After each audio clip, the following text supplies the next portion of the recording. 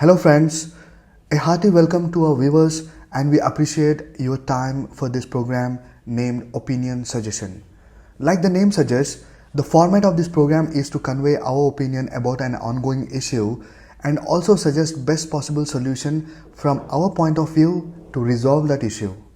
It is up to the discretion of viewers either to agree or disagree with our opinion and suggestions.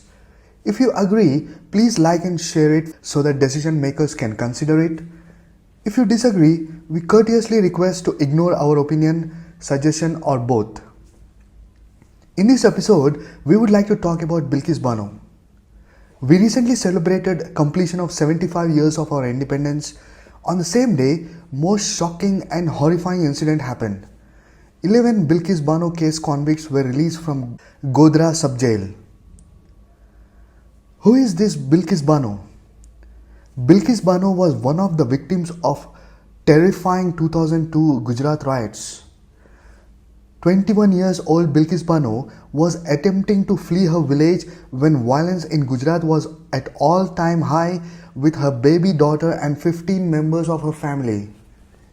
However, Bilkis Bano and family members were found by rioters.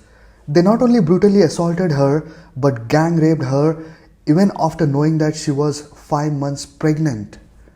They even brutally assaulted and raped her mother and 3 other women. These devils killed her 3 years old innocent daughter by smashing her head to the ground. Above that, they killed additional 7 members of her family. Of the 17-member group who escaped from Radhikpur village, which is Bilkis Bano's village, 8 were found dead and 6 were missing. Only Bilkis, a man and a 3-year-old survived the heinous attack.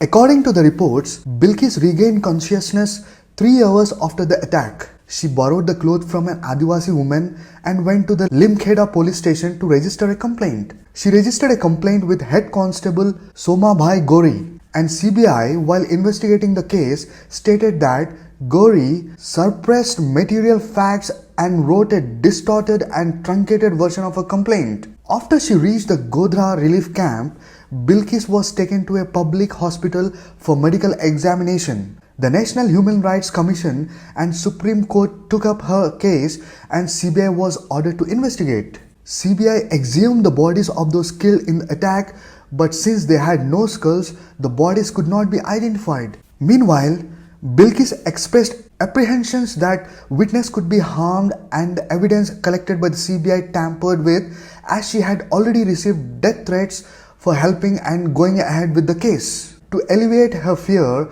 the Supreme Court transferred the case from Gujarat to Mumbai. In a Mumbai court, charges were filed against 19 men, including 6 police officers and a government doctor.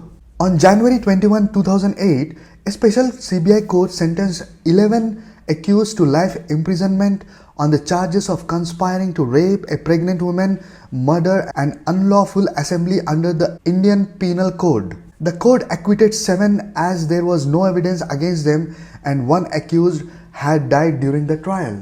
Friends, this is just a story of one family.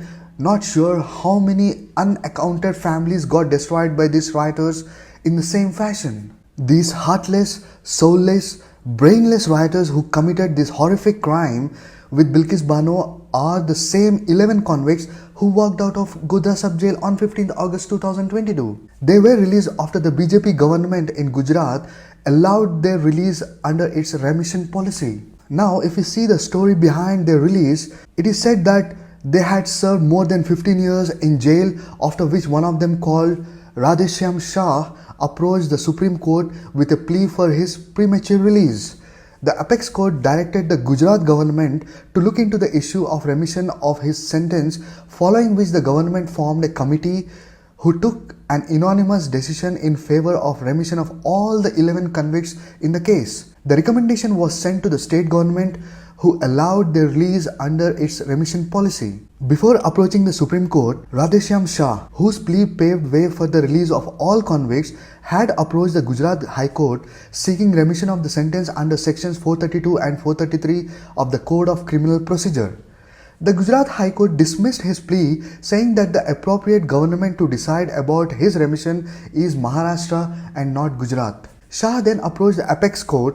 In its order dated May 13, the Supreme Court stated that since the crime was committed in Gujarat, the state of Gujarat was the appropriate government to examine Shah's application. The Gujarat government eventually released Shah and others. Now, my dear friends, we have 3 questions. First one, why was the remission given? As informed by human rights lawyer Shamshad Pathan that a large number of convicts who have committed a less heinous crime than the convicts in the Bilkis Bano case continue to be in jails without any remission. What did the BJP government found so convincing that they agreed to release not 1, 2, 3 but all the 11 convicts just like that? They had not only committed gang rape but also killed Bilkis Bano's 3-year-old innocent daughter brutally by hitting her to stone and 7 other members of her family. What pain these family members must have gone through when women of their house were being raped in front of their eyes. What kind of hell this mother might have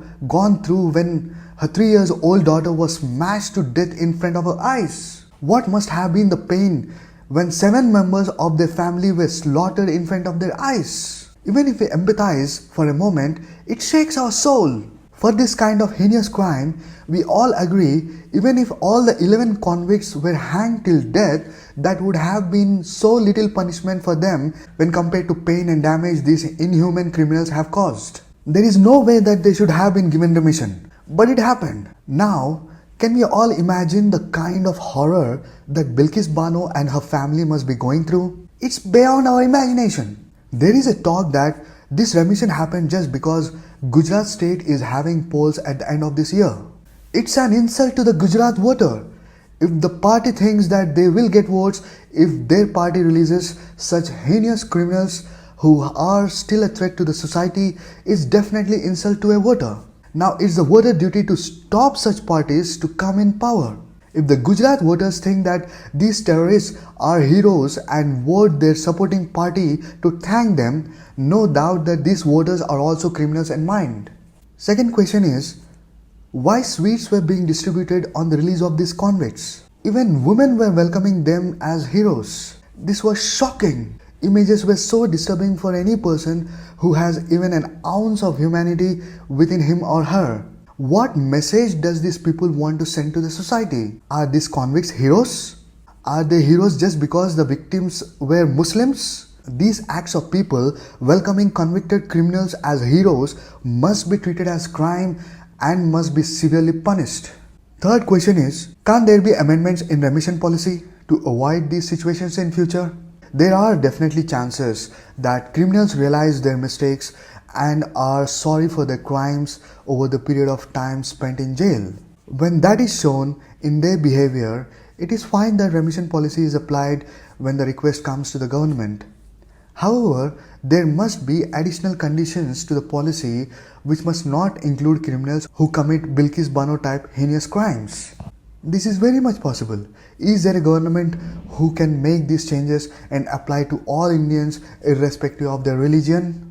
Now that these dangerous criminals are out and they feel that they were victims of politics, can they all go to Bilkis Bano, fall on her feet, rub their nose and agree that what they did was heinous crime and yet they want to apologize? Bilkis Bano says her faith shaken in justice and she wants her right to live without fear and in peace. Can they fall on her feet and say that there is no need to fear as they now realize the intensity of their crimes and they are no longer a threat to her family and to the society?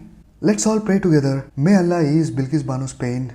She gets the justice and feels secured. Thank you friends for your time. Have a lovely day.